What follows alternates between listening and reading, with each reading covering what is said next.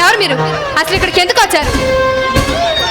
నీ మొగుడుతో నుండి వచ్చామే. ఎక్కడే నీ మొగుడు? పిలవే, బయటికి పిలువు. మర్యాదగా మాట్లాడండి.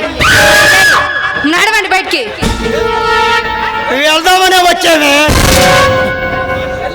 వెళ్ళే ముందు ఒక్క విషయం, నీ మొగుడుతో తర్వాతే వెళ్తామే. ఆ విషయం ఏంటో నాతో చెప్పండి. మరి ఏమీ లేదు. నీ మొగుడు పెద్ద హీరోలాగా వైరో సింగ్ మనుషుల్ని అరెస్ట్ చేశాడంట. ఈ ఏడాది కొత్త కదా, వాళ్ళ గురించి తెలియక విడిపిద్దామని రంజిత్ సింగ్, విక్రమ్ సింగ్ వెళ్ళారు. అక్కడ వాళ్ళతో ఏదో ఒకరగా సమాధానం చెప్పాడంట. వద్దు, వాళ్ళతో పెట్టుకోవద్దని చెప్పవే. వాళ్ళు తలుచుకుంటే ఈ మగుడిని చిటికలా చవంగా మార్చి ఈ మగుడు మాంసాన్ని కేజీ లెక్క పార్సల్ చేస్తారే. మీలాంటి వాళ్ళని ఆయన సర్వీస్ లో చాలా మందిని చూశారు. మర్యాద ఎక్కడి నుంచి వెళ్ళండి. మాటలతో పోయేదాన్ని మటర్లోకి తేవడం ఎందుకని చెప్తున్నా. చూడు బాబా, పాముకి పారల్లోనే వేసమంటుంది, ఒంటిలోనే వేసమంటుంది, నాకు నిలువల్ల విషమే ఉంటుంది. నాతో పెట్టుకోవద్దని చెప్పు. మీరు తాజ్ బావునైతే మీ తలను చిత్తక పొడిచి చంపగలడురా నా భర్త. తమ్ముడు, మంచిగా చెబితే ఈ పాప దీన్ని ఏం చేద్దామంటావు? నువ్వే చెప్పరా. దీన్ని అరటి పండు మీద ఒక్క తీసినట్టు తీసి దీని వంటి మీద ఉన్న ఒక్కొక్క వస్త్రాన్ని తీసి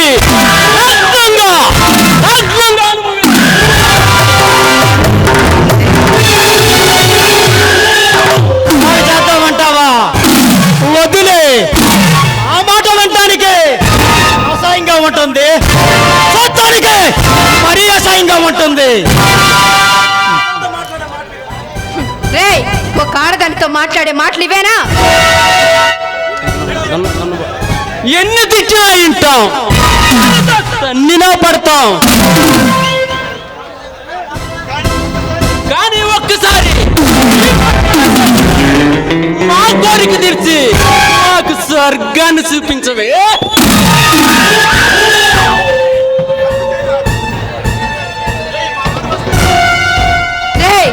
మా వారు వచ్చారు, మిమ్మల్ని ముక్కలు ముక్కలుగా నరుకుతారు.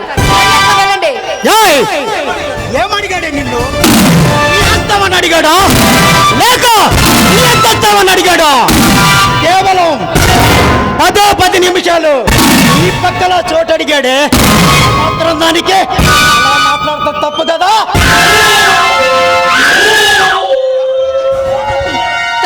తప్పున్నారా? ఇలాంటి నీచుల్ని నడి రోడ్లో ఉరి తీయాలి. ఇప్పుడే ఇంకొక ఆడదారి జోలి రావాలంటేనే ఈ జనం భయపడతారు. దేవలోకంలో రంభ, ఊర్వశి, మేనక, ఈ లోకంలో ఐశ్వర్యరాయ్, సుస్మిత సింగ్,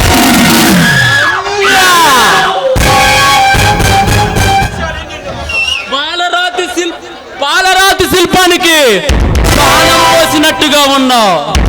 నువ్వే ఇంత అందంగా ఉన్నావంటే నిన్ను కన్నా నీ అమ్మా బాబులు మంచి రసికులై ఉంటారే. ఈ జన్మ మాకెందుకే?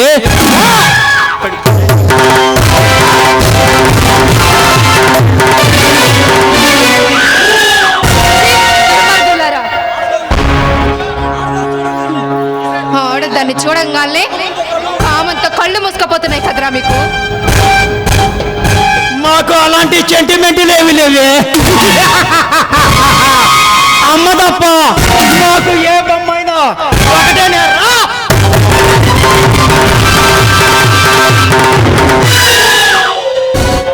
మర్యాదగా చెబుతున్నాను, మాతో కమిట్ అయ్యి నా చెప్పు కళ్ళు మూసుకోవే ఈ మగుని మూగించుకో ఎవరు పని వాళ్ళు చేసుకొని వెళ్ళిపోదాం మీకు దండం పెడతాను, దయచేసి నన్ను వదిలేయండి. వెళ్ళండి. నా జీవితాన్ని నాశనం చేయొద్దు ప్లీజ్ అన్నయ్య. అన్న అవసరాన్ని బట్టి అలాంటి పదాలు ఉపయోగిస్తారే ఈ ఆడవాళ్ళు.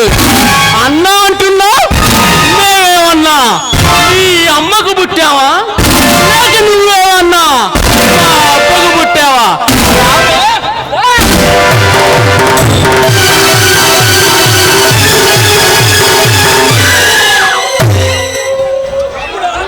తమ్ముడు కాగు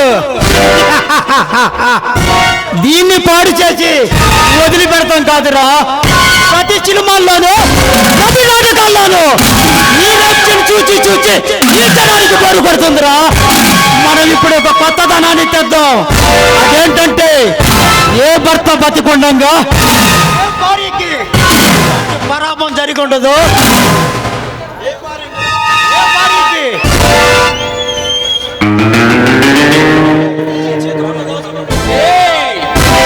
నీ చేతికున్న గాజులు పలగగొట్టి నీ నుదుటిన బొట్టు చెడిపేసి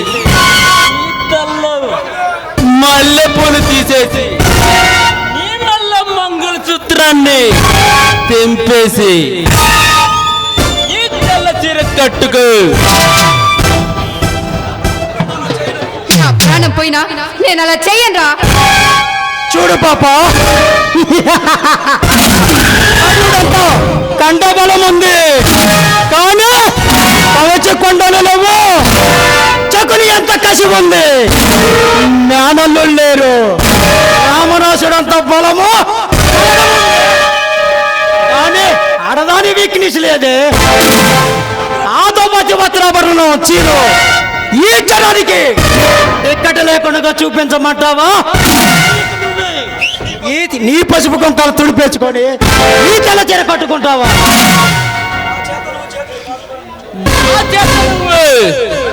గాజులు పలగొట్టించుకుంటాం, బొట్టు చెడిపేసుకుంటాం, ఈ తెల్ల మల్లెపూలు వేసుకుంటాం. ఇవన్నీ చూసి ఈ జనం మమ్మల్ని ఎక్కటం ఏమీ బాగాలేదు. ఎందుకు మమ్మల్ని కసాయవాణి చేస్తున్నావు? ఈ కట్లతో నువ్వే సింపుల్ గా చేసుకో. ఏయ్, భారతదేశంలో పుట్టిన ప్రతి స్త్రీ భర్త బ్రతికుండగా సుమానిగానే చనిపోవాలనుకుంటుందిరా. నా ప్రాణం పోయినా సరే నేను ఆ పని చేయను.